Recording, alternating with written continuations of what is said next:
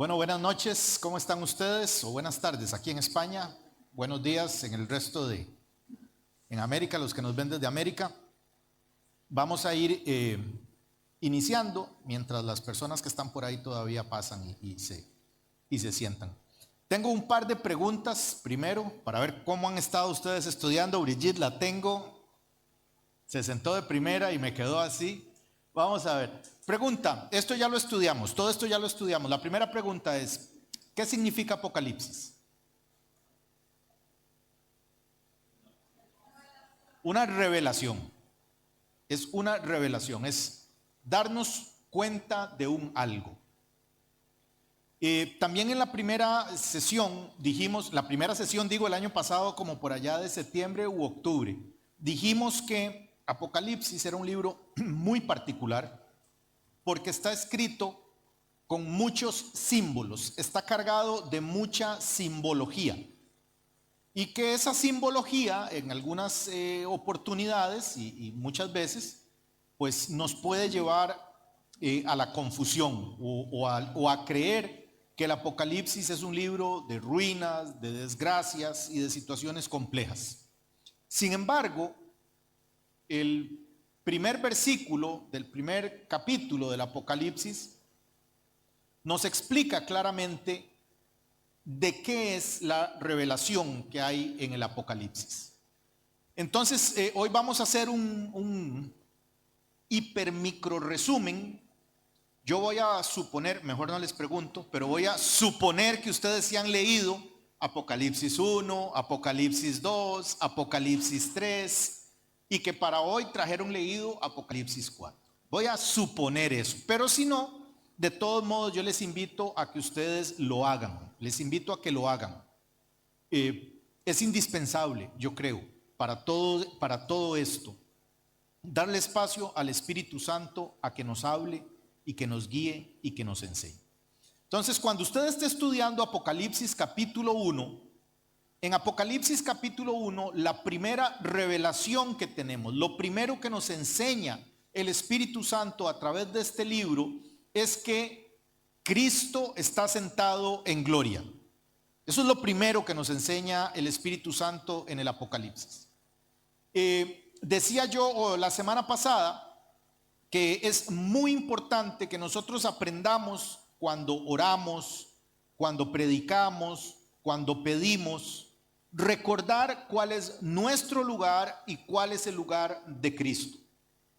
De toda la revelación del primer capítulo de Apocalipsis nos enseña que Cristo está sentado en gloria. Y si ustedes recuerdan los estudios, los primeros estudios, los de las 7 iglesias, si ustedes recuerdan, a lo largo de cada uno de esos estudios, a cada una de esas iglesias que estudiamos, el Señor Jesús les reveló una parte de su naturaleza. ¿Recuerdan? A unos les dijo: yo soy el alfa y la omega. A otros les dijo: mis pies son como bronce bruñido, mis ojos como llama de fuego, una espada aguda con 2 filos sale de mi boca. Yo camino en medio de los candelabros, yo tengo las estrellas en mi mano. ¿Sí? ¿Recuerdan eso? Okay, todo eso son revelaciones, partes de sí mismo que Dios ha escogido revelarse. Y todo eso está condensado, o podemos más bien ponerle un punto a Apocalipsis capítulo 1. Así que para mí como maestro que está dando el estudio, sería fenomenal si usted se lleva esa idea en su cabeza. Ok, Apocalipsis capítulo 1 es la revelación de Jesús, de cómo está Él ahora. Llevamos 2000 años viendo crucifijos. Llevamos 2000 años viendo a un Cristo con un ojo celeste, uno amarillo, con un taparrabo ahí chiquitito puesto, con unas gotitas de sangre y ahí con 3 clavitos sostenido. Bueno, Cristo estuvo en la cruz 6 horas. Pero lleva 2000 años sentado en gloria y majestad en el trono de la misericordia. Entonces es muy importante que nosotros hagamos un esfuerzo por decirle: Espíritu Santo, saca de mi mente estas imágenes de derrota de Cristo, estas imágenes de debilidad de Cristo, estas imágenes del Cristo que vino para hacer todos los pequeños mandados, dicen aquí en España. Si yo le digo, hágame recados, mandados, ¿sí? Cristo está sentado en gloria, en majestad. El grito que conquistó el mundo antiguo, el grito que conquistó el imperio romano era este: Cristo es Víctor, Cristo venció. Cristo es Víctor, eso es lo que predicaba la iglesia primitiva en Roma. Cristo es Víctor, Cristo venció. Ese nombre Víctor en español significa es vencedor o venció. ¿Qué venció Cristo? Venció a la muerte. Entonces todo el capítulo 1, cuando usted vaya a casa y lo estudie, por favor mantenga en su corazón que ese capítulo lo que nos está enseñando es cuál es la revelación, dónde está Jesús hoy, cómo está Jesús hoy. El Cristo del madero tardó 6 horas en el madero. El Cristo que hacía milagros y que multiplicaba el pan lo hizo durante 3 años y medio. Él es el mismo ayer, hoy y por los siglos de los siglos. Él sigue haciendo eso, amén. Pero ahora está sentado en majestad. Ahora está sentado en gloria. Y después de eso está Apocalipsis 2 y 3. Esto fue el estudio que tuvimos de las 7 iglesias. Todo esto está grabado en el archivo de grabaciones de la congregación. Yo le invito a que le dé una repasadita. En Apocalipsis 2 y 3 lo que tenemos es lo que nosotros estamos viviendo. Se llama, o le dicen los estudiosos, la era de la iglesia. Entonces, Apocalipsis 1, la revelación de dónde está Jesús y cómo está Jesús. Apocalipsis 2 y 3, la era de la iglesia. Ustedes recuerdan cuando, espero que ustedes recuerden, más bien me gustaría que ustedes recuerden, para no sonar mandón, me gustaría que ustedes recuerden que cuando estudiamos Apocalipsis 2 y 3 nos dimos cuenta que las iglesias tenían problemas. Recuerdan que había iglesias con problemas, que las iglesias algunas tomaban unos caminos un poco desviados y que el Señor tenía que decirles, es por aquí, es por aquí. Recuerdan que a las iglesias el Señor les decía, mire, corríjanse y va a haber estos, premios, va a haber estas promesas, pero si no se corrigen va a haber estas consecuencias. ¿Recuerdan eso? Bueno, esa es nuestra vida, esa es la era de la iglesia. La iglesia hasta el día de hoy tiene luchas, tiene problemas, tiene éxitos, tiene promesas. Necesitamos de Cristo, necesitamos cada cierto tiempo, si como iglesia nos esforzamos por ser una iglesia que hace una obra social fuerte, tal vez pueda ser que nos descuidemos en la adoración. Si luego entonces ponemos un énfasis en la adoración, puede que tengamos un poco énfasis o un déficit en el área del dar o del servir. ¿Sí me explico? O sea, estamos en la era de la iglesia. El mover de Dios en nuestra vida ha sucedido a lo largo de la humanidad. Más bien, déjeme parafrasear eso mejor. A lo largo de la humanidad, Dios ha tenido diferentes tratos con la humanidad. Les voy a poner un par de ejemplos solamente. ¿Recuerdan ustedes en el libro de Génesis cuando Dios crea a Adán y Eva? ¿Cuántos mandamientos tenían Adán y Eva? Un mandamiento. ¿Cuál era el mandamiento para Adán y Eva? Del fruto del árbol, del conocimiento del bien y del mal, no coman. Adán y Eva, ese era todo lo que tenían que obedecer, era todo lo que tenían que seguir. Era la única revelación que ellos tenían de Dios. No tenían más revelación, esa era la única revelación que Adán y Eva tenían. Fallaron.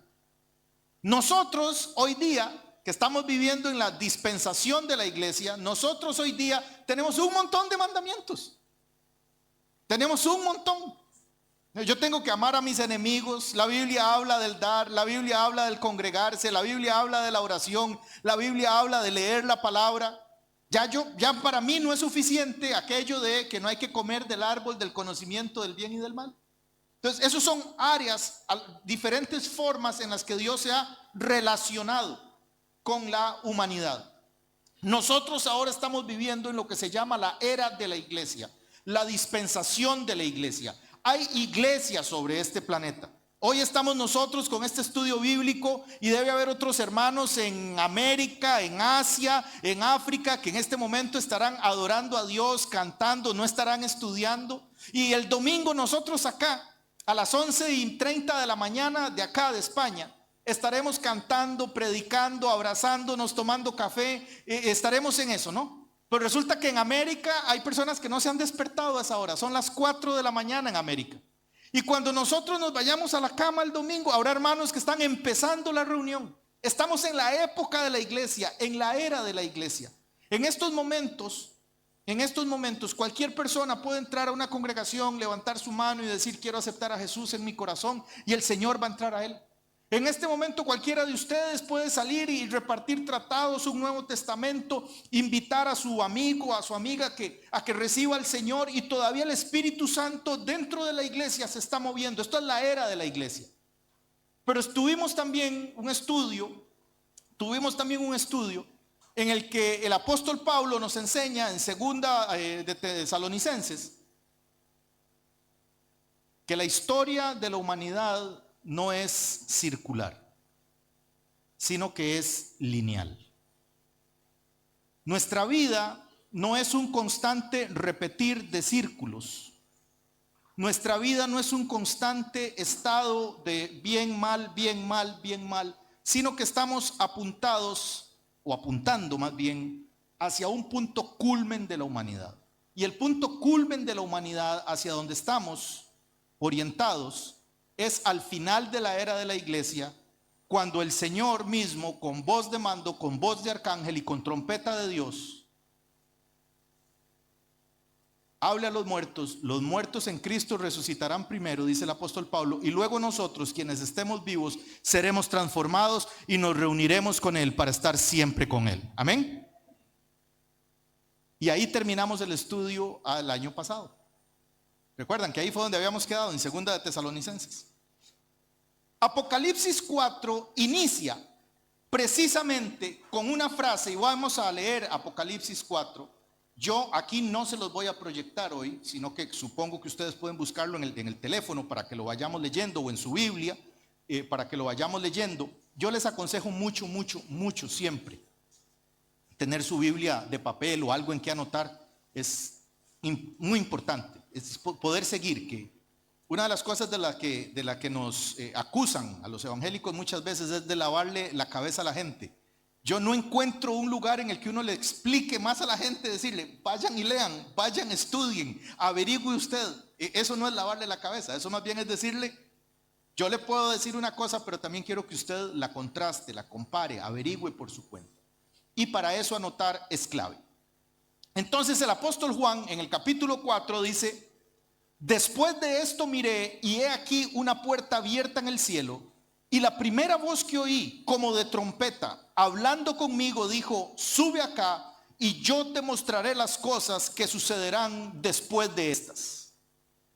El versículo 1, todo ese versículo 1 nos dice dos frases: cómo inicia y cómo termina. La primera forma en la que lo dice después de esto. ¿Después de qué? Después de la era de la iglesia.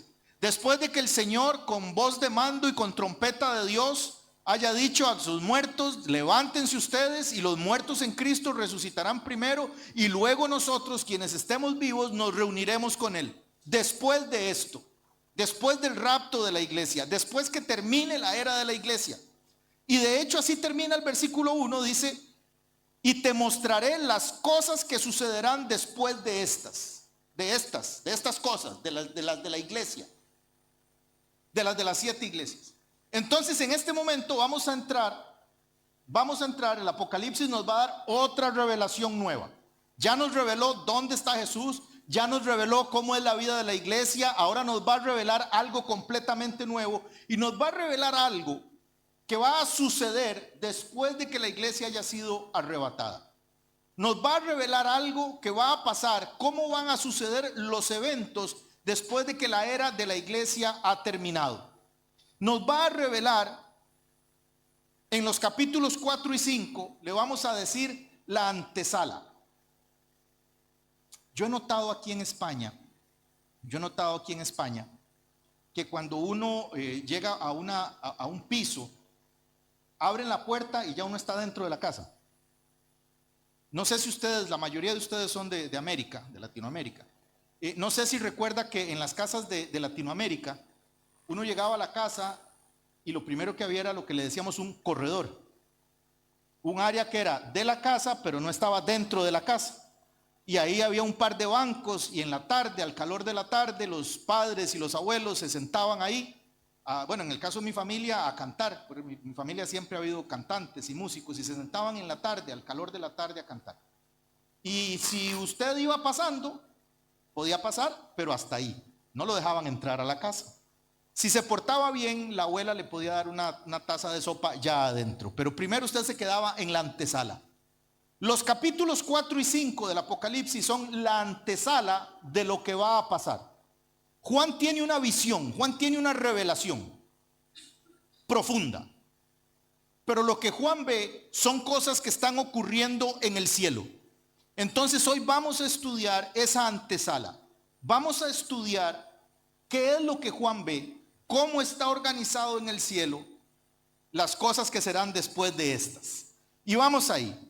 Versículo 2 dice: y al instante estaba yo en el espíritu, y he aquí un trono establecido en el cielo. Y en el trono, ¿les parece si hacemos un ejercicio como iglesia? Cuente conmigo la cantidad de veces, pero cuéntelas por favor, para que al final me diga ¿cuántas veces dice Juan la palabra trono? Para que nos demos cuenta quién es el que está, quién es el eje de esta primera visión. Y al instante estaba yo en el espíritu, y he aquí un trono establecido en el cielo, y en el trono uno sentado, y el aspecto del que estaba sentado era semejante al jaspe y de coralina. Y había alrededor del trono un arco iris semejante en aspecto a la esmeralda. Y alrededor del trono había 24 tronos, y vi sentados en los tronos a 24 ancianos. Ya se torna un poco repetitivo, ¿cierto? ¿Cuántas llevamos, David? 6, ok, 6. Y vi sentados en el trono 24 ancianos, vestidos de ropas blancas, con coronas de oro en sus cabezas. Y del trono salían relámpagos y truenos y voces. Y delante del trono ardían 7 lámparas de fuego, las cuales son los 7 espíritus de Dios. Hasta ahí. No, le adelanto, son 14, pero espérese, es que necesito parar para explicar algo y luego seguimos. Pero deje la cuenta en 8. ¿Quién es el héroe? ¿Quién es el personaje principal? El trono. Y de este trono dice que salen voces, salen relámpagos, hay un arco iris que sale de él. Este trono, le insisto, de hecho si solo esto recordáramos, yo creo que tendríamos una enorme ganancia esta noche. Si solamente recordáramos que Cristo estuvo en la cruz solo y solamente 6 horas, pero que lleva más de 2000 años sentado en el trono, que Él es el Señor de la iglesia, que Él es el dueño de la iglesia, y que el motivo, el eje y la razón de ser de la iglesia es adorar a nuestro Señor y seguir anunciando que Él es el Christos Victor, Cristo el vencedor. Si solo esas dos cosas nosotros hacemos, créame que vamos a estar en el eje y en el centro de la voluntad de Dios. Nosotros podemos, como congregación Esperanza de Vida, o la congregación donde usted se esté, valga la redundancia, congregando, si nos mira, podemos tener muchos programas muy bonitos. Podemos tener estudios bíblicos, podemos tener un equipo de alabanza que nos deje con la boca abierta, que nos deje en lágrimas. Podemos tener una obra social que alimente a 3 pueblos a la redonda. Pero si en nuestro corazón no hay, en primer lugar, una adoración honesta, pura y sincera para nuestro Señor, y si no estamos anunciando que Él es Christos Victor, que Él venció, no estamos haciendo nada.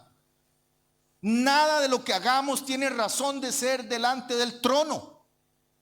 Note por favor que aquí en el trono, bueno, ahorita vamos a averiguar quién está sentado en el trono, pero aquí en el trono está sentado nuestro Señor Jesús, a quien muchas veces nos acercamos como si fuera el muchachito joven al que nosotros le damos 10 euros y le dimos: anda al horno y me trae por favor 2 barras de pan.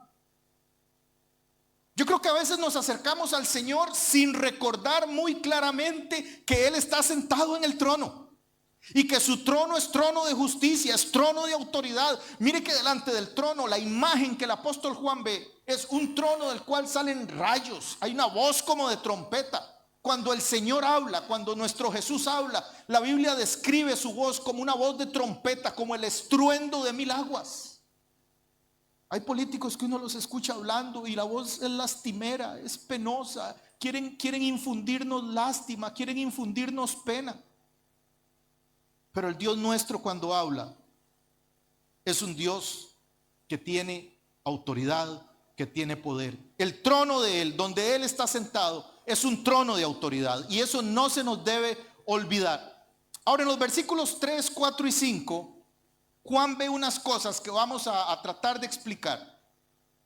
Y vamos a volver a leer nuevamente. Dice que Juan ve en el versículo 4, dice que alrededor del trono había 24 tronos. El primer trono que Juan ve es el trono del Señor. Y luego Juan ve alrededor de ese trono 24 tronos. Permítame explicarle qué son esos 24 tronos. Son un simbolismo. Es un simbolismo de dos cosas diferentes. ¿Cuántas tribus conformaron el pueblo de Israel en el Antiguo Testamento? ¿Cuántas tribus? 12 tribus. 12 tribus. De los 24 tronos que Juan ve, el primer simbolismo es que Juan ve que hay 12 tronos alrededor de él, del trono principal, y son los tronos que representan las 12 tribus de Israel, los 12 patriarcas. Hago un inserto aquí. Estamos viviendo una de las épocas más antisemíticas que se recuerdan sobre la faz de este planeta. Antisemítico es una forma educada y elegante de decir odio por la nación de Israel.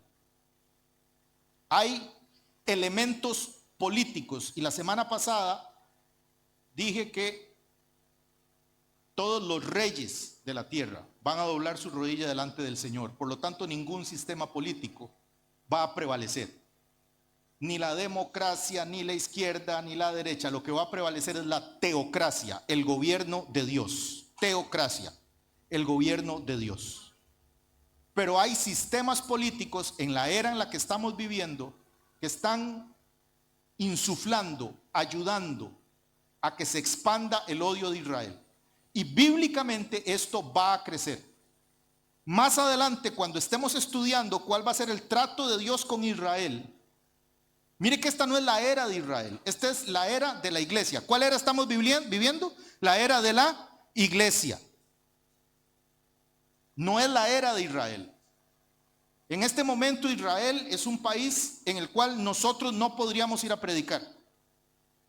En este momento Israel es un país al cual nosotros no podríamos ir a decir vamos a abrir una sucursal de esperanza de vida, así no se dice, pero déjeme decirlo así, una sucursal de esperanza de vida en Jerusalén porque nos apetece mucho, no nos lo permitirían.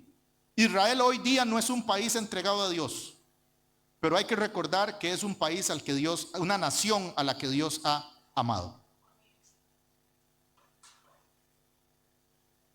Madres de familia, para ver la mano de las madres de familia que hay aquí. John, usted no. Madres de familia. ¿Qué le parecería a usted que yo le digo, mire, es que su hijo o su hija se está portando muy mal? Muy mal, pero es que es algo terrible lo mal que se está portando. Préstemelo 15 días y yo con una varilla de olivo, cada vez de que esa criatura haga algo que no debe hacer, yo le voy a dar con el olivo. Y cuando me canse de darle con el olivo, me compré una correa de cuero y le voy a dar también con la correa de cuero. ¿Usted me lo prestaría? ¿Porque es hijo de quién? Y si yo toco a su hijo, ¿qué haría usted? O a su hija, ¿qué haría usted?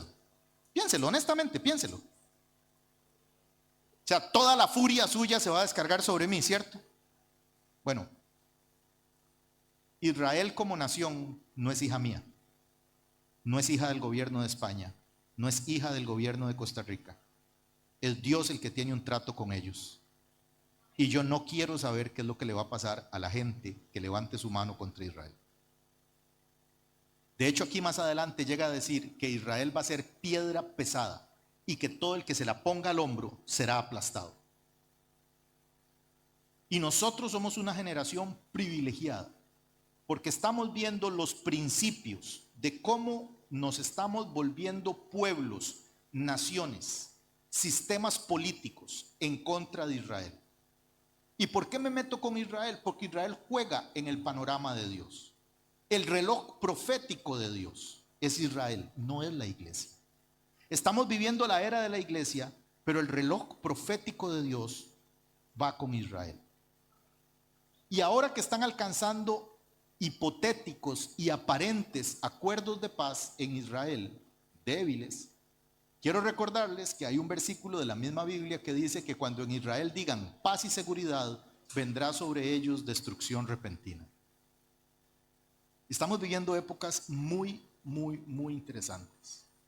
Y no creamos que este tema de las pintadas de liberen a Gaza o cualquiera de las ciudades, no quiero meterme ahorita en temas políticos, o genocidio, o mientras la gente estaba gritando que en Israel había un genocidio, en Nigeria habían muerto miles de cristianos perseguidos por los islámicos, por la hermandad musulmana.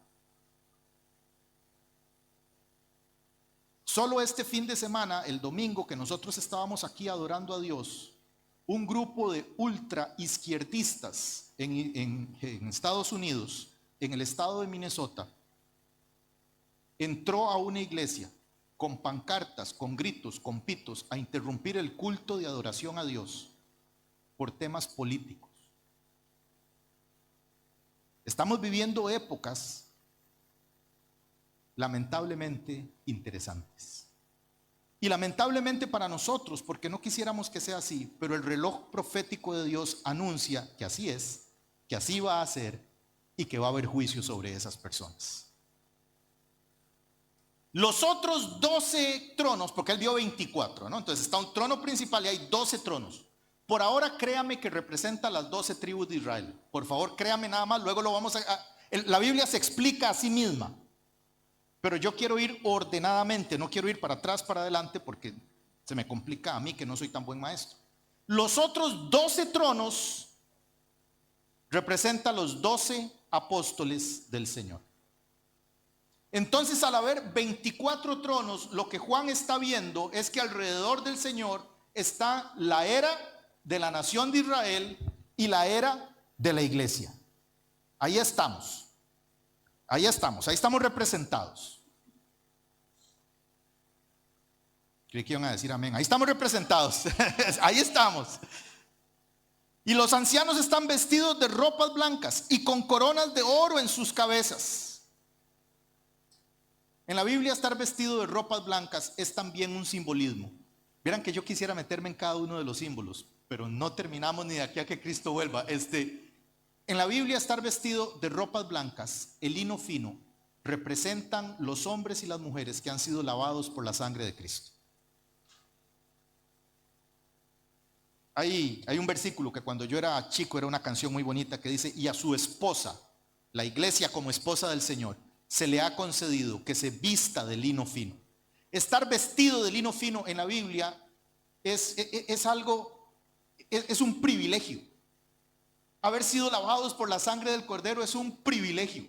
Ustedes son personas privilegiadas. Nosotros somos personas privilegiados. No tenemos todo lo que queremos, pero no estamos como el diablo quiere que estemos. No tenemos todo lo que se nos ocurre que quisiéramos tener, o los millones que quisiéramos tener, pero hemos sido lavados por la sangre del Cordero. Y un día vamos a estar ahí delante del trono del Señor con nuestras ropas blancas. Y vas a ver que la gente dice que ellos han sido vestidos con coronas de oro. Y bueno, qué cosa tan linda. Y versículo 5: y del trono salían relámpagos, truenos, voces, y delante del trono ardían 7 lámparas de fuego, las cuales son los 7 espíritus de Dios. 7 es otro símbolo en la Biblia, y 7 es el símbolo de lo que está completo, de lo que es divino. Al séptimo día descansó Dios. El número 6 es el número del hombre. Al sexto día Dios creó el hombre. Y aunque no lo crean, aquí vamos a tratar de entender y estudiar qué significa el número 666, pero en su llegado momento. 7 es el número de lo perfecto. Los 7 espíritus de Dios se refiere al Espíritu Santo. Se refiere al Espíritu Santo sobre nosotros. Versículo 6. Y del trono, y delante del trono había como un mar de vidrio. Un mar de vidrio, no crea que se refiere al Mediterráneo. Es como una... Bueno, yo nunca he sido católico. Aquí, ¿ustedes fueron católicos? ¿Católicas? ¿Alguien? Cuando uno entra a la iglesia católica hay como una taza así. una pila con agua bendita. Yo como nunca fui católico, yo no sabía que era esa vaina, y un verano estaba aquí en España y estaba viendo una catedral. A mí me gusta mucho ver catedrales, porque me gusta mucho lo de la Edad Media, y estaba haciendo mucho calor y yo me recosté a un lugar donde me encontré agua y yo me hacía así, me lavaba la cara en el agua y uno viene todo sudado en el verano, y mi esposa, que sí fue católica, me decía: córrase, papacito, eso es agua bendita, dale campo a la gente, que se lave ellos en lo que ellos crean. Y yo refrescándome, porque, ok, un mar se refiere a una pila gigante, enorme, de bronce o de otros materiales. Es como un tazón de vidrio lleno de agua. Entonces había un mar de cristal ahí, y este era de vidrio, semejante al cristal, y junto al trono, ¿sí? Volvieron a empezar a contar. Y junto al trono y alrededor del trono, 4 seres vivientes llenos de ojos por delante y por detrás. Otro símbolo. El primer ser viviente era semejante a un león. Vean, si ustedes me hicieran caso y trajeran con qué anotar, aprenderían mucho de esto que les voy a explicar. Los 4 seres vivientes representan la totalidad de la creación. Toda la creación de Dios. Entonces vea quién está ahí. Está el trono, y alrededor del trono están las 12 tribus de Israel, el antiguo trato de Dios, digamos la ley, y los 12 tronos de los apóstoles. Todo esto es representado, no es que ahí está, son símbolos. No es que ahí está Pedro, Juan y Jacobo, son símbolos. Entonces, los 12 tronos que representan la iglesia, los 12 tronos que representan la nación de Israel, o sea, la ley. Está el mar, el mar de vidrio, de cristal, que representa la tranquilidad. No hay olas, no se mueve, la tranquilidad. O sea, ahí no tiembla, ahí no hay problemas, ahí en ese trono está todo en paz.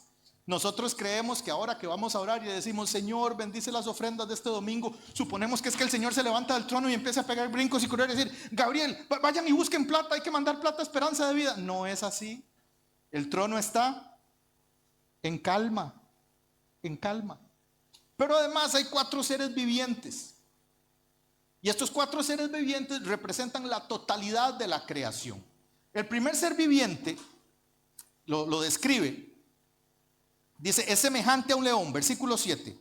El segundo a un becerro, el tercero rostro como de hombre, y el cuarto semejante a un águila volando. La totalidad de la creación. También la creación va a adorar al Señor. Hay movimientos que le llaman a donde vivimos la madre tierra, la diosa Gea, movimientos de la nueva era. En mi casa o en el piso donde yo vivo hay una taza para los españoles, una taza para los de Latinoamérica, que dice: mi generación salvará el mundo. Yo digo: Dios mío, ¿cómo Satanás puede intoxicarle tanto la cabeza a la gente? Nosotros no vamos a salvar el mundo, porque el mundo es del Señor, es del Señor. Ahí está la creación que lo va a adorar. Estos 4 seres vivientes también son un simbolismo, número 1, de toda la creación. Número 2, son un simbolismo también de los 4 evangelios. Y le explico. El león representa el evangelio de Mateo. Mateo fue un evangelio escrito para los judíos. El becerro, que es el otro animal que aparece ahí. Bueno, el león representa el evangelio de Mateo, pero también representa un área, una faceta del ministerio de Cristo. Él es el león de la tribu de Judá. Representa a Cristo como rey. El león, hasta el día de hoy le decimos que es el rey de la selva. Pero también había un becerro que representa el servicio y el sacrificio. Y el becerro representa el evangelio de Marcos. En el evangelio de Marcos, Cristo se nos presenta como el siervo fiel, como el Cordero de Dios que quita el pecado del mundo. Y es Cristo como siervo. El otro ser viviente dice que tenía rostro como de hombre. Pues representa la humanidad. Nuestro Cristo también fue humano. Fue en la cruz. En la cruz esa era la importancia de la cruz. En la cruz estaba escribiendo un pacto. Era pacto hombre. En ella estoy. Representa que nuestro Cristo no era un espíritu. Durante muchos años hubo muchas enseñanzas que decían que Cristo en realidad era como un espíritu que caminaba por la tierra, pero que nunca tocaba la tierra. Cuando en realidad Él tuvo cuerpo. Él tuvo cuerpo y su cuerpo sufrió. Y por ese cuerpo y por su llaga fuimos nosotros curados. Y por haber Él puesto su cuerpo al azote, dice la Escritura que esto es, a través de su cuerpo, Dios abrió un camino nuevo para nosotros. Y esta faceta, Cristo como hombre, nos la representa el Evangelio según Lucas. El Hijo del Hombre, Lucas, nos representa esa faceta. Entonces mire que cada uno de los seres vivientes representan, todos juntos, la naturaleza, pero a la vez representan un evangelio cada uno y una faceta de la vida de Cristo cada uno. Y el águila representa a Cristo como Dios. El águila es el único animal de todos los que están aquí que está en el cielo. Que está en el cielo. Y representa el evangelio de Juan. Versículo 8. Ya vamos a terminar.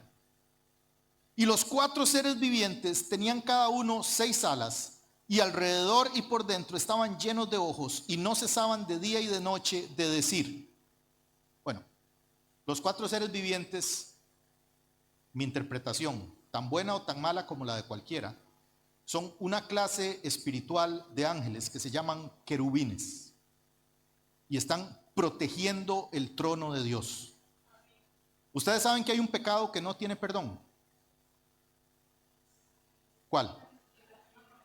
La blasfemia contra el Espíritu Santo. ¿Lo tenemos claro?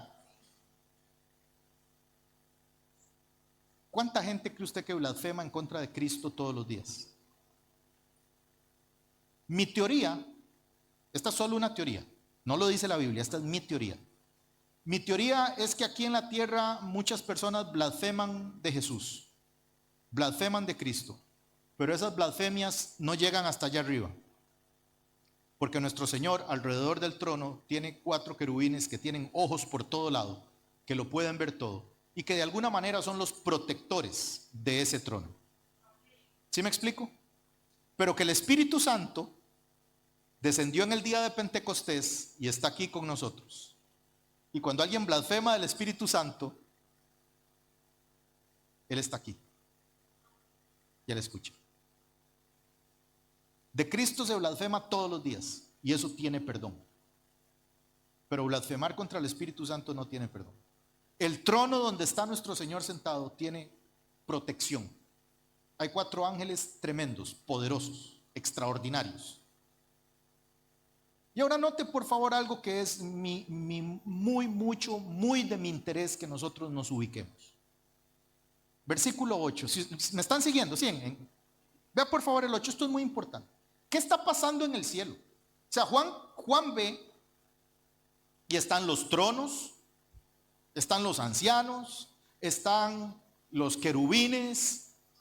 Juan ve y dice, y los 4 seres vivientes tenían cada uno 6 alas, alrededor y por dentro estaban llenos de ojos, y no cesaban día y noche de decir, Santo, Santo, Santo, la Trinidad de Dios, Padre, Hijo y Espíritu Santo, otro símbolo. Santo, Santo, Santo, es el Dios, es el Señor Dios Todopoderoso, el que era, el que es y que ha de venir. Y siempre que aquellos seres vivientes dan gloria y honra y acción de gracias. Hermanos, hermanas, lindos, hermosos, iglesia linda.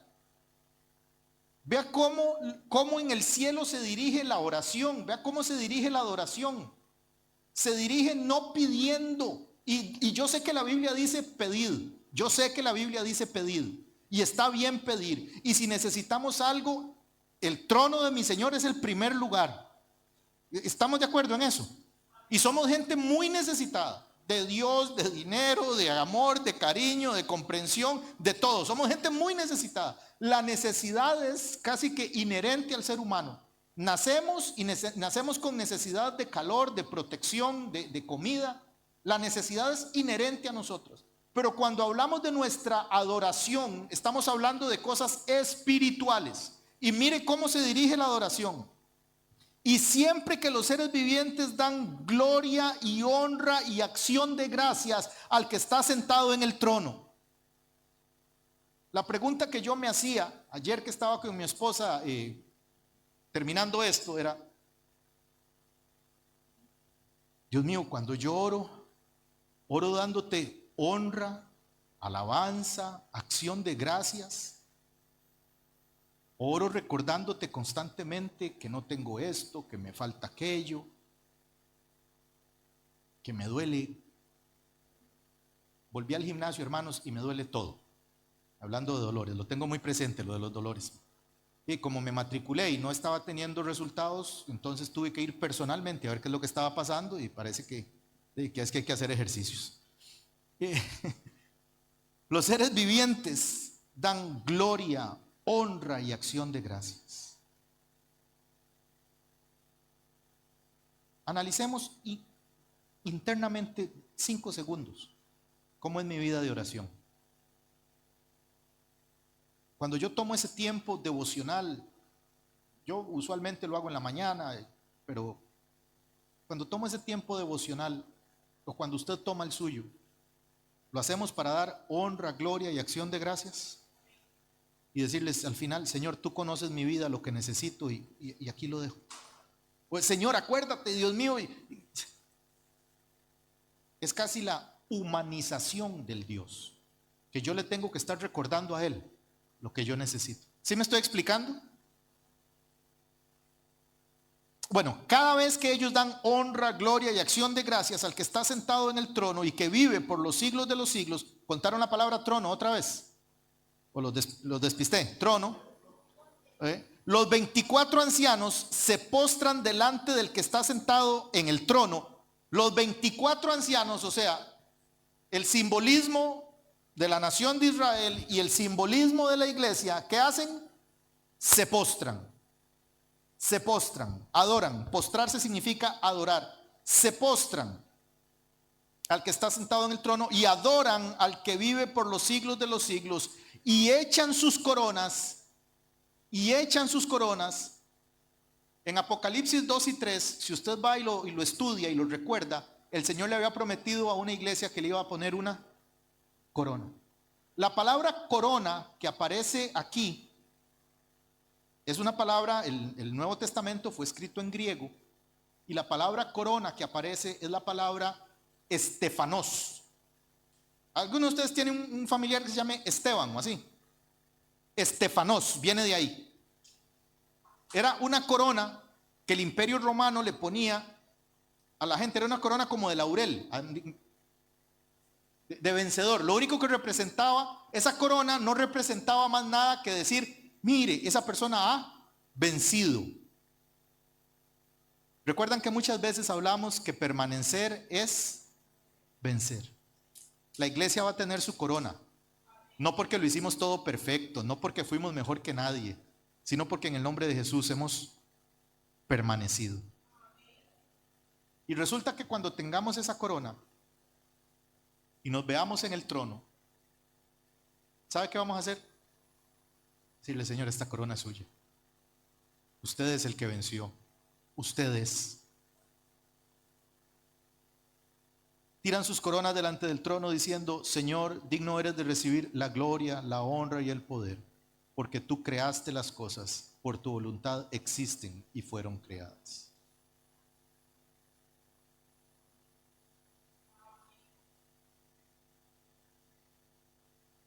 ¿Cuántas veces apareció la palabra trono? 14. Los puse que contaran, era para que se mantuvieran conectados en algo, porque les da por distraerse, pero es 14. Nelly, pasamos. Se nos pegó y se nos durmió Nelly, las dos.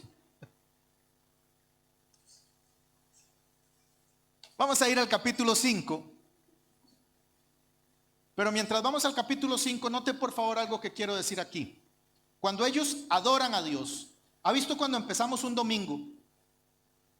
¿Han visto cuando empezamos un domingo que dicen, y ahora vamos con la alabanza? O ahora vamos con la adoración. Hay algo que yo quiero explicarles con respecto a la adoración y la alabanza.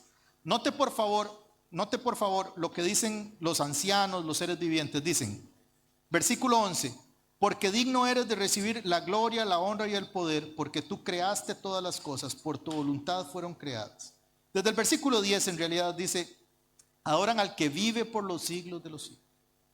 Y voy a explicarle cuál es la diferencia entre alabanza y adoración.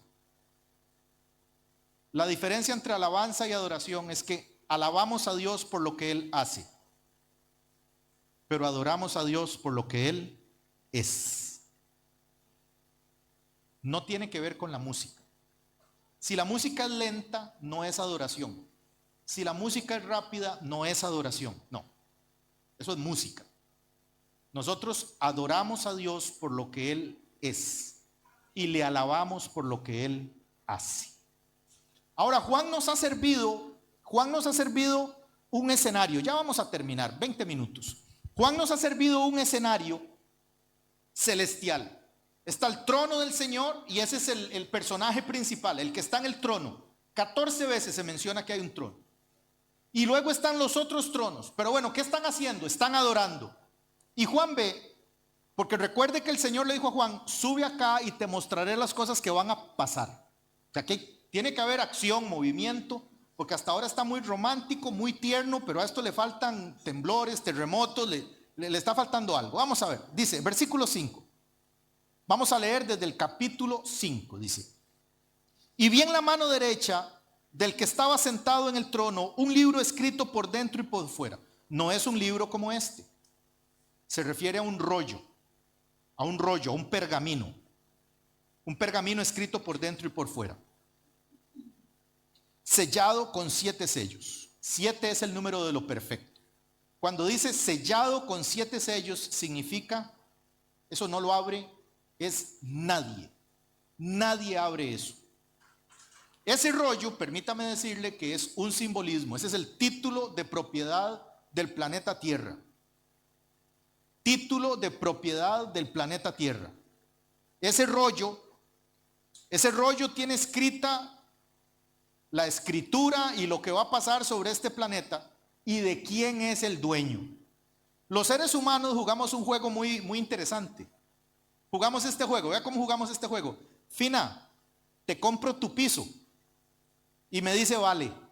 Y yo le digo, Fer, que Fina me ha vendido el piso. Y Fer dice, no, no vale. Y nosotros jugamos este juego de compra y venta. Y nos vendemos terrenos. Y les digo yo, iglesia, les compro el campet. Y usted, vale. Y otro me dirá, no, no vale tampoco. Fernando está sentado en no vender. Es un juego que nosotros jugamos porque la tierra no es nuestra. La Biblia tiene un versículo que dice, el Señor hablando dice, mía es la tierra y su plenitud. Mía. Nosotros jugamos el juego de que nos vendemos tierra. Y el Señor nos vuelve a ver y dice, ay Dios mío, los chiquitos míos que tengo ahí no han entendido nada. Está bien, claro que tenemos que comprar y vender y hacer negocios, yo eso lo entiendo, pero nunca olvidemos que todo esto es del Señor. Y aquí está el Señor con su título de propiedad. Además, ahí está el Señor con su título de propiedad. Y vi un ángel fuerte que pregonaba, versículo 2, que pregonaba a gran voz. Aquí hay una pregunta retórica. Las preguntas retóricas, todo el mundo, es como cuando yo pregunto a alguien, pero todo el mundo se sabe la respuesta. Es, qué sé yo, como cuando usted en la casa como mamá llegó y vio todos los platos sucios y se va al hijo adolescente y le dice, Ahmed, ¿usted lavó los platos? O sea, usted sabe que no porque los acaba de ver, sucios. Usted solo pregunta para que él tenga la oportunidad de cometer un segundo error de mentir. Pero no ha lavado nada. Ahora el ángel va a hacer una pregunta retórica y dice, ¿quién es digno de abrir el libro y desatar sus sellos? Y ninguno, diga conmigo, ninguno. Y ninguno, ni en el cielo, ni en la tierra, ni debajo de la tierra, podían abrir el libro, ni aún mirarlo. Y lloraba yo mucho, porque no se había hallado a ninguno digno de abrir el libro, ni de leerlo, ni de mirarlo. Y uno de los ancianos me dijo: no llores. He aquí, el león de la tribu de Judá, la raíz de David, ha vencido, Christos Victor, ha vencido para abrir el libro y desatar sus sellos. ¿Quién es digno? Jesús es digno. El león de la tribu de Judá es Jesús. ¿Quién es digno de recibir nuestra alabanza? Jesús. ¿Quién es digno de recibir nuestra adoración? Jesús. La palabra digno es de Jesús. En el cielo no hay nadie que sea digno. Mire por favor hombre, ¿tienen tiempo hoy? ¿Vinieron con tiempo? Note por favor lo siguiente. Note dónde no se encontró nadie digno. Dónde no había nadie digno. ¿Dónde no había? Dígame, a ver, ahí usted lo debe tener. ¿Dónde no había? Ni en el cielo. Pregunta. Los santos, comillas a la palabra santos, los santos de palo que hay en algunas iglesias de algunas religiones, a las que la gente les prende cirios, a las que la gente les pone monedas, a los que la gente amarra a San Bartolomé boca abajo en mi país para que les encuentre novia. Pregunta, ¿esos santos son dignos de recibir alabanza? En el mar, en mi país tenemos la Virgen de la Mar para los pescadores. En Colombia tienen la catedral de los, no es catedral, hombre, de los sicarios. El niño Jesús de Atocha. ¿Es digno de recibir alabanza algo de eso? Nada que esté en el cielo. Esto para no mencionar a María. Pero mencionémosla, digamos, ya que me metí ahí. ¿María es digna de recibir algo? ¿Quién es digno arriba en el cielo, abajo en la tierra y debajo de la tierra? Jesús. Va a orar, órele a Jesús. Va a adorar, adore a Jesús. Va a pedir, pídale a Jesús, porque Él es el único que fue hallado digno. No hay nadie más que haya sido hallado digno. Versículo 6, y ya me agarró el impulso protestante ese evangélico, de pastor evangélico. Si me dan un par de amenes más, recojo ofrenda. Se ríen pero no dicen amén. Y miré y vi en el medio del trono y de los 4 seres vivientes y en medio de los ancianos estaba en pie un cordero como inmolado, que tenía 7 cuernos y 7 ojos, los cuales son los 7 espíritus de Dios. ¿Quién es el Cordero de Dios que quita el pecado del mundo? O sea, lo que Juan está teniendo es una visión de Jesús, pero es una visión simbólica. En primer lugar, lo ve como inmolado. Iglesia linda, ¿qué significa inmolado? ¿Qué significa inmolado? ¿Qué significa inmolado? Sacrificado hasta ser quemado. Cristo en gloria. Muy bien, John, man. Ahora pase por un premio. Cristo en gloria lleva todavía sobre él las marcas de la cruz.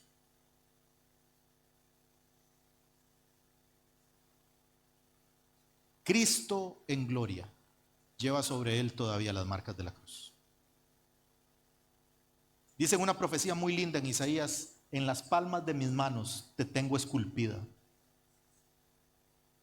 refiriéndose a cómo le horadaron las manos. Cristo en gloria es el Cordero que quita el pecado del mundo, pero él todavía se ve como que fue inmolado, fue sacrificado hasta lo sumo, puso toda su vida al servicio de nosotros. Nación pecadora, inmerecedora de nada, indignos de estar aquí, indignos de las ropas blancas con las que Él nos va a vestir, indignos de cantarle, indignos de predicar su nombre, indignos de agarrar este micrófono y decir 4 cosas, indignos de sentirnos mejor que nadie. Pero Él en la cruz pagó nuestro pecado y nos hizo reyes y sacerdotes para Dios el Padre. Pero que no se nos olvide, porque Él en gloria lleva las marcas de la cruz. El Cordero fue inmolado y además tenía 7 cuernos. Los cuernos simbolizan poder, autoridad. Entonces, claro, está como un cordero que fue inmolado, pero es un cordero poderosísimo. Implica que fue por sí mismo a la cruz, que fue por sí mismo al sacrificio. Y que tiene 7 ojos, que son los ojos, que son el Espíritu del Señor. Son los 7 Espíritus de Dios enviados por toda la tierra. Aquí se refiere al Espíritu Santo, el mismo que habita en usted, el mismo que habita en mí, el mismo que camina con nosotros, el mismo que nos dice en su dulce susurro: estás haciendo mal o estás haciendo bien.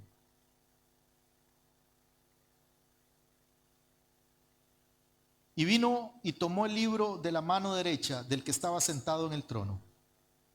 Y cuando hubo tomado el libro, los 4 seres vivientes y los 24 ancianos se postraron delante del Cordero. No, una vez más, adoración. Y todos tenían arpas y copas de oro llenas de incienso, que son las oraciones de los santos. Qué cosa linda. Dice la Escritura que los ancianos tenían unas copas de oro y que estaban llenas de incienso. En la Biblia el incienso es otro símbolo de adoración, de oración. Y aquí dice que esas copas de incienso, esas copas de oro están llenas de las oraciones de los santos. Usted puede creer, imaginarse que hay oraciones de las que usted no recuerda, que están en el cielo.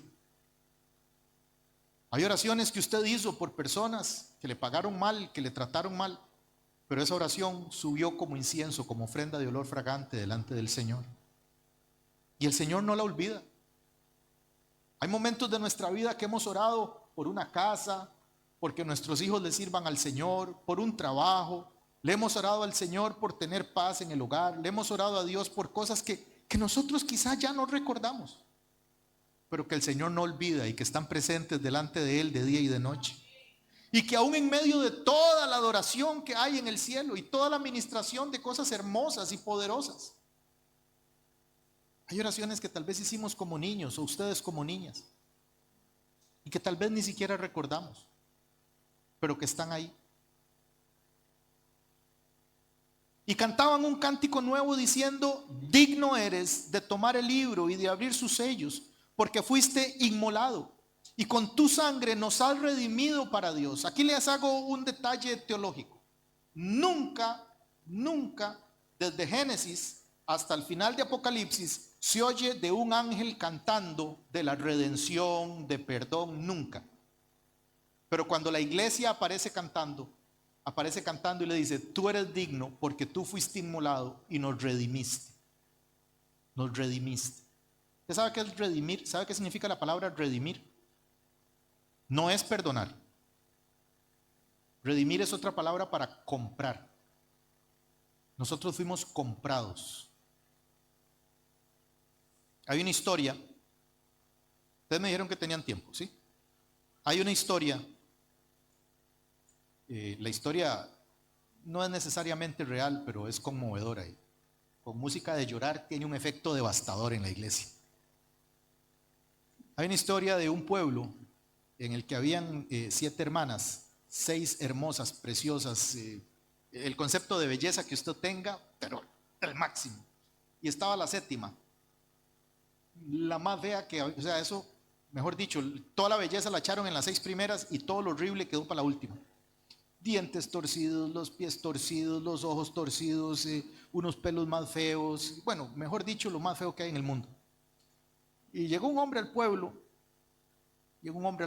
y fue a visitar al señor, el dueño de la casa, y le dijo: mire, quiero darle la dote. ¿Saben qué es la dote? O sea, un dinero, no era comprar la hija, pero era un dinero que se acostumbraba a dar para oficializar la boda. Y le dice: quiero darle la dote por una de sus hijas. Y le dice él: bueno, pero va a tener que ser una dote muy grande. Y le dice: ¿cuánto es una dote grande? Por mis hijas.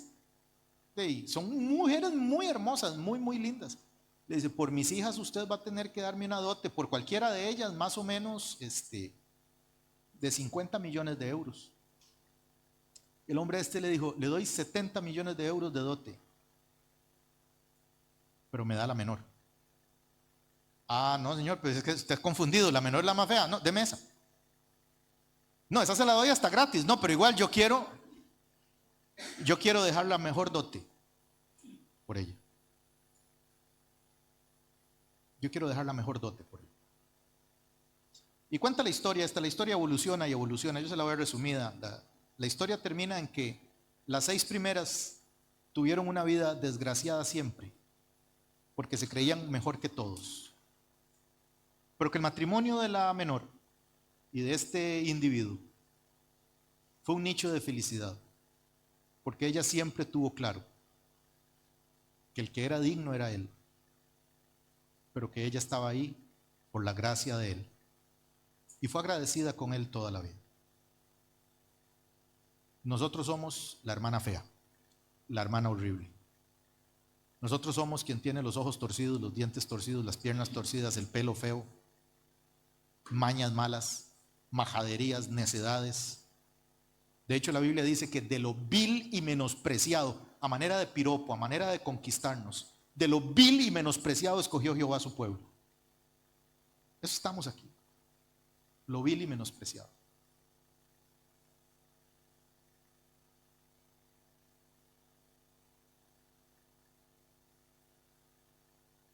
Las oraciones están ahí. Versículo 9, perdón. Es la iglesia la que canta de la gracia y la de redención. Solo la hermana fea puede cantar del agradecimiento que siente de que alguien la haya escogido. A nosotros que no nos escogió nadie, solo nosotros podemos cantar de lo lindo y de lo hermoso que se siente haber sido escogidos por el que más valía y que pagó el precio más alto que nadie se hubiera atrevido a pagar nunca. Y con tu sangre nos has redimido para Dios de todo linaje, de toda lengua y pueblo y nación. Y nos has hecho para nuestro Dios reyes y sacerdotes, y reinaremos sobre la tierra. Y miré y oí la voz de muchos ángeles alrededor del trono, y de los seres vivientes, y de los ancianos, y su número era millones de millones, que decían a gran voz: el cordero que fue inmolado es digno de tomar el poder, las riquezas, la sabiduría, la fortaleza, la honra, la gloria y la alabanza. La iglesia canta de que fuimos redimidos. Los ángeles cantan de que el cordero es digno. Ellos no han sido redimidos. Ellos no saben lo que se siente haber sido perdonados. Versículo 3. Y a todo lo creado que está en el cielo y sobre la tierra y debajo de la tierra y en el mar, y a todas las cosas que en ellos hay, oí decir, o sea, toda la creación, al que está sentado en el trono y al cordero, sea la alabanza, la honra, la gloria y el poder por los siglos de los siglos. Y los 4 seres vivientes decían amén, y los 24 ancianos se postraron sobre sus rostros y adoraron al que vive por los siglos de los siglos. La adoración celestial. Esto es un estudio bíblico, esto no es un culto de domingo en donde que la gente diga: oye, es que se puso regañón. No, te toca estudiar. Hay que estudiar también de qué adora, de qué se canta en el cielo. La adoración celestial gira en torno a la dignidad del Cordero. Él es digno. Él es digno. Cuando yo estoy contento, Él es digno. Cuando a mí me va bien, Él es digno. Cuando me va mal, Él es digno. Cuando estoy triste, Él es digno. Él no tiene sombra de variación. Él es el mismo ayer, hoy y por los siglos de los siglos. El Cordero es digno. En el capítulo 1 de Apocalipsis se nos sirve la mesa para que entendamos que Jesús está en el trono, que estuvo 6 horas en la cruz, pero que ahora está en el trono. En los capítulos 2 y 3 de Apocalipsis se nos sirve la mesa para que entendamos que estamos viviendo la era de la iglesia. Y en la era de la iglesia tenemos triunfos, éxitos, fracasos, pero que en la era de la iglesia permanecer es vencer. Y en el capítulo 4 se nos recuerda que Él está en el trono. Y en el capítulo 5 se nos sirve la mesa para que recordemos que Él es digno. ¿Sí puedo explicar los primeros 5 capítulos de esa manera, tal vez? Ahora, al iniciar el capítulo 6, eso es la otra semana, empiezan los juegos artificiales. Yo les invito a que la próxima semana vengan, de hoy en 7 días, inician los juegos artificiales. Porque el Señor va a comenzar a abrir los sellos. La mascletá. El Señor va a comenzar a abrir los sellos, porque Él es digno. Solo Él es digno. y va a empezar a abrir esos sellos y vamos a conocer. Y nos ha revelado qué se viene sobre este planeta. Yo les invito a que la próxima semana vengan, inviten a algún hermano de la iglesia. Si van a invitar o no van a invitar, recuérdenle que todos los vídeos dicen acá, están en la página de la iglesia, pueden ponerse al día para que no lleguen sin conocimiento. Y bueno, nos despedimos de las personas que nos ven a través de la internet. Quienes quedamos aquí y quisiéramos orar un ratito y adorar a nuestro Señor, yo les quiero pedir que si usted se siente cómoda o cómodo orando sentado, permanezca sentado. Pero si se siente cómodo o cómoda adorando a Dios de pie, póngase de pie también un momento. Vamos a adorar a Dios.